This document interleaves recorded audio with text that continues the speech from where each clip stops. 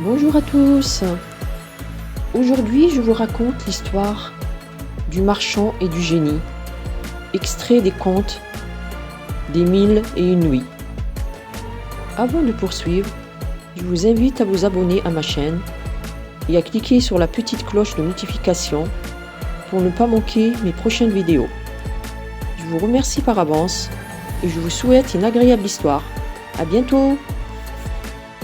Les contes des 1001 nuits. La première nuit. Scheherazade raconte. Sire, il y avait autrefois un marchand qui possédait de grands biens, tant en fonds de terre qu'en marchandises et en argent comptant. Il avait beaucoup de commis, de facteurs et d'esclaves. Comme il était obligé de temps en temps de faire des voyages pour s'aboucher avec ses correspondants, un jour qu'une affaire d'importance l'appelait assez loin du lieu qu'il habitait, il monta à cheval et partit avec une valise derrière lui, dans laquelle il avait mis une petite provision de biscuits et de dattes, parce qu'il avait un pays désert à passer, où il n'aurait pas trouvé de quoi vivre. Il arriva sans accident à l'endroit où il avait affaire, et quand il eut terminé la chose qu'il y avait appelé, il remonta à cheval pour s'en retourner chez lui.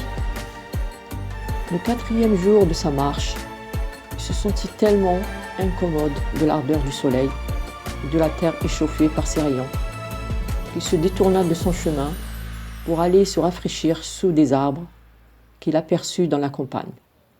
Il y trouva, au pied d'un grand noyer, une fontaine d'eau très claire et coulante. Il mit pied à terre, attacha son cheval à une branche d'arbre et s'assit près de la fontaine. Après avoir tiré de sa valise quelques dattes et du biscuit. En mangeant les dattes, il en jetait les noyaux à droite et à gauche.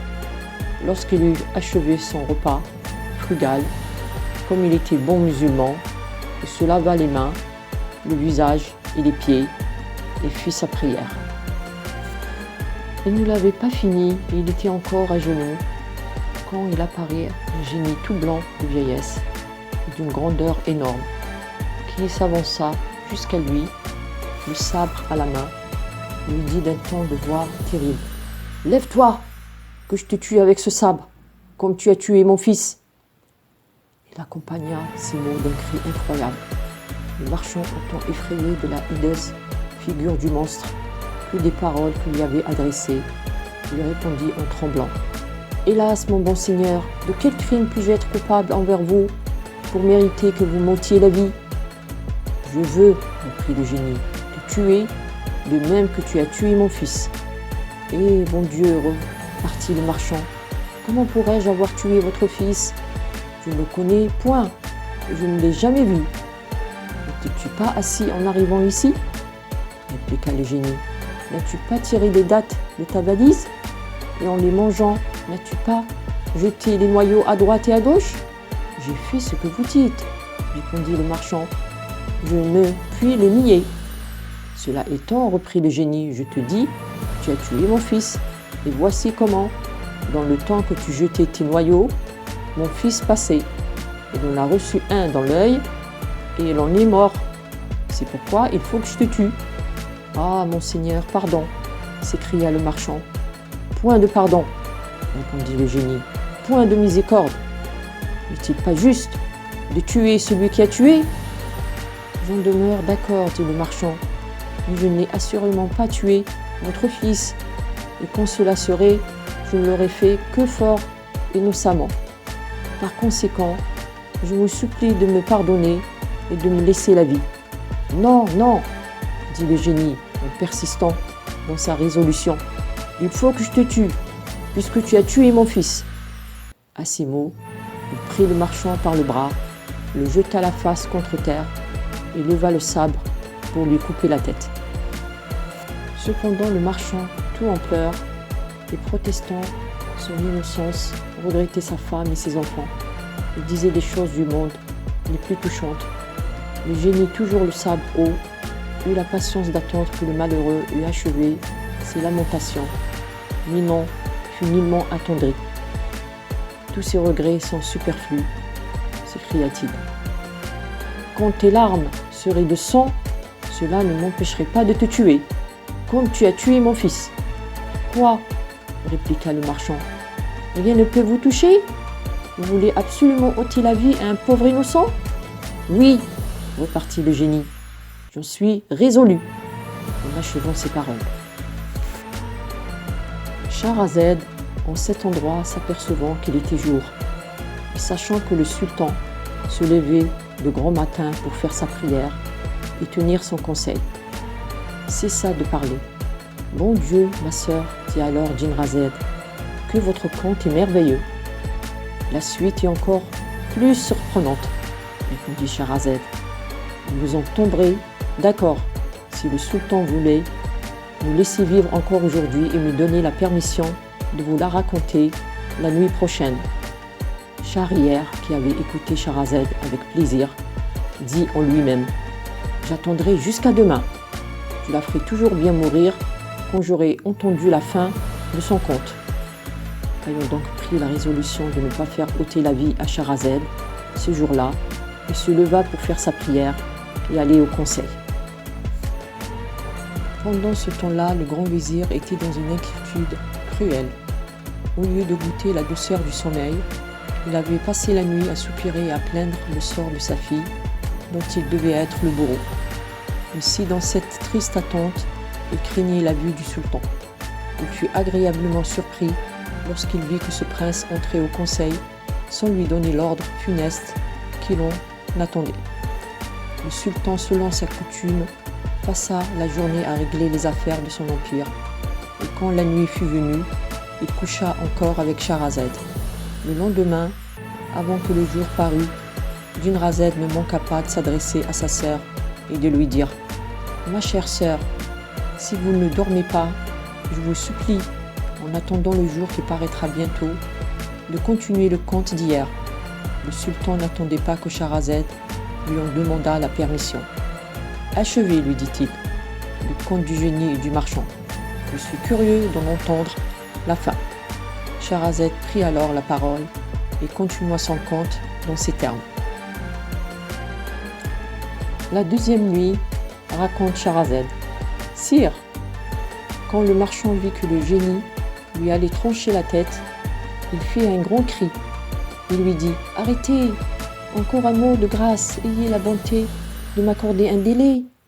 Donnez-moi le temps d'aller dire adieu à ma femme et à mes enfants, et de leur partager mes biens par un testament que je n'ai pas encore fait, afin qu'il n'y ait point de procès après ma mort.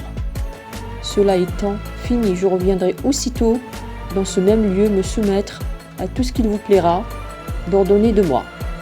Mais, dit le génie, si je t'accorde le délai que tu demandes, j'ai peur que tu ne reviennes pas. Si vous voulez croire à mon serment, répondit le marchand, je jure par le Dieu du ciel et de la terre que je viendrai vous trouver si sans y manquer.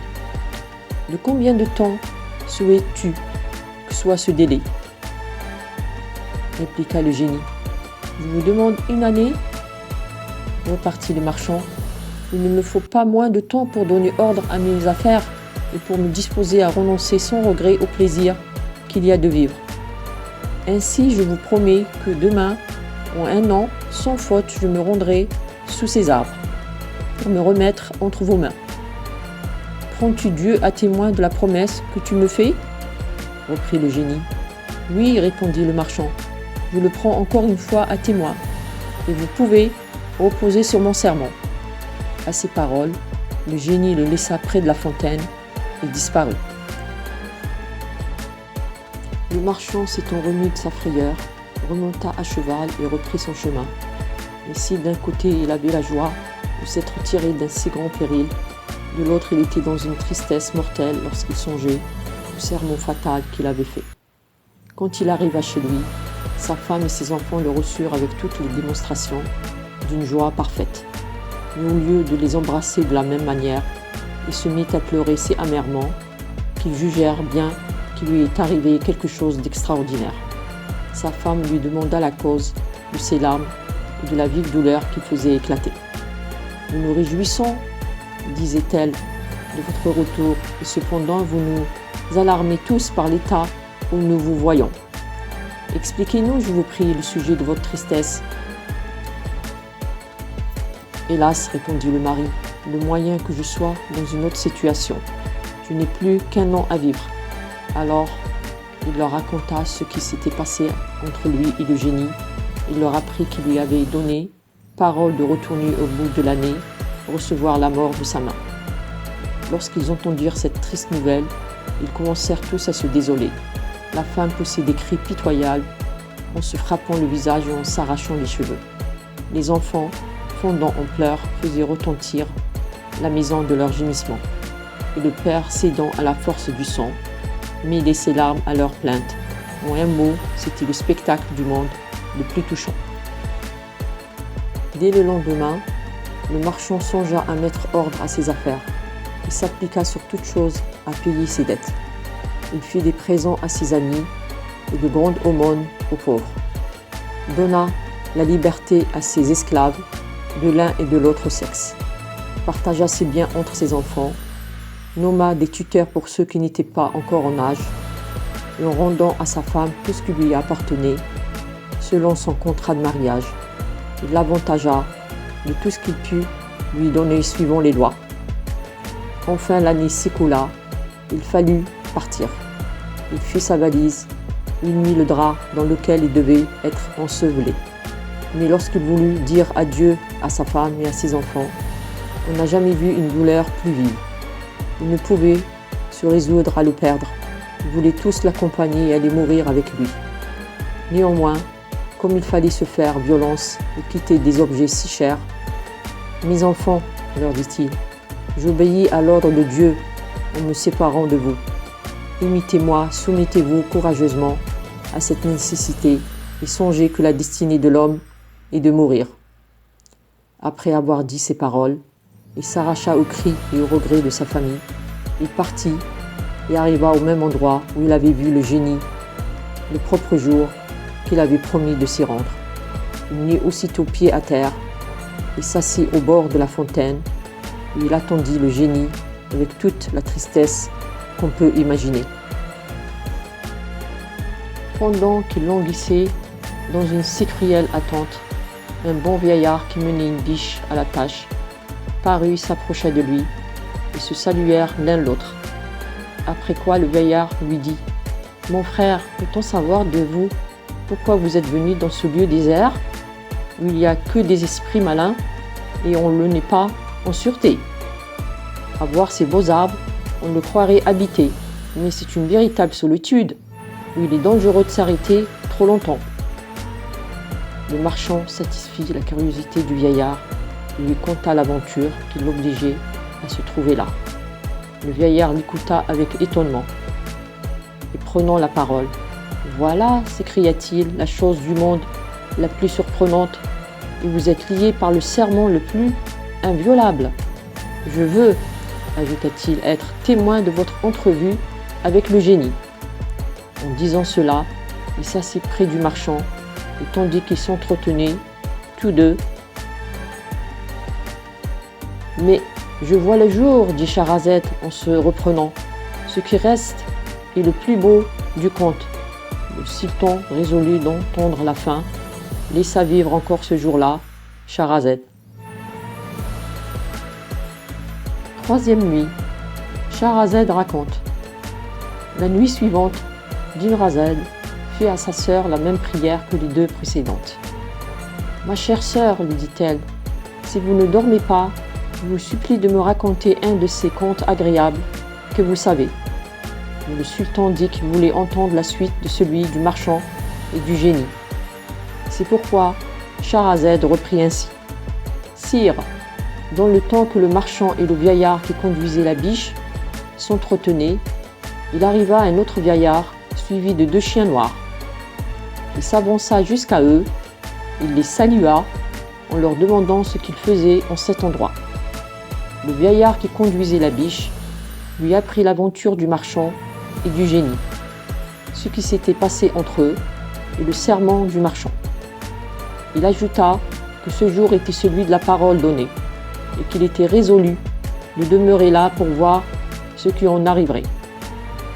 Le second vieillard, trouvant aussi la chose digne de sa curiosité, prit la même résolution. Il s'assit auprès des autres, et à peine se fit-il mêler à leur conversation qu'il survint un troisième vieillard, qui, s'adressant aux deux premiers, leur demanda pourquoi le marchand, qui était avec eux, paraissait si triste. On lui en dit le sujet, qui lui apparut si extraordinaire, qu'il souhaita aussi d'être témoin de ce qui se passerait entre le génie et le marchand. Pour cet effet, il se plaça parmi les autres. Ils aperçurent bientôt dans la campagne une vapeur épaisse, comme un tourbillon de poussière élevé par le vent.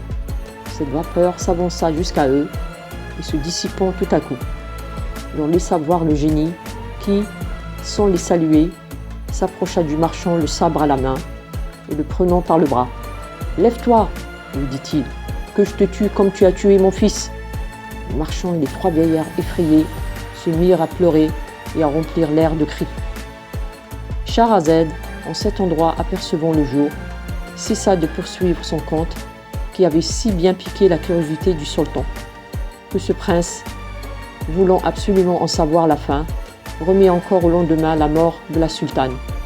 On ne peut exprimer quelle fut la joie du grand vizir lorsqu'il vit que le sultan ne lui ordonnait pas de faire mourir Scheherazade. Sa famille, la cour, tout le monde en fut généralement étonné. La quatrième nuit, Scheherazade raconte. Vers la fin de la nuit suivante, Scheherazade, avec la permission du sultan, parla dans ces termes.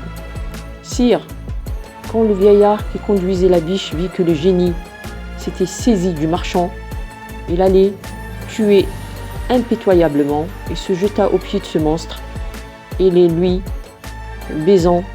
« Prince des génies, lui dit-il, je vous supplie très humblement de suspendre votre colère et de me faire la grâce de m'écouter.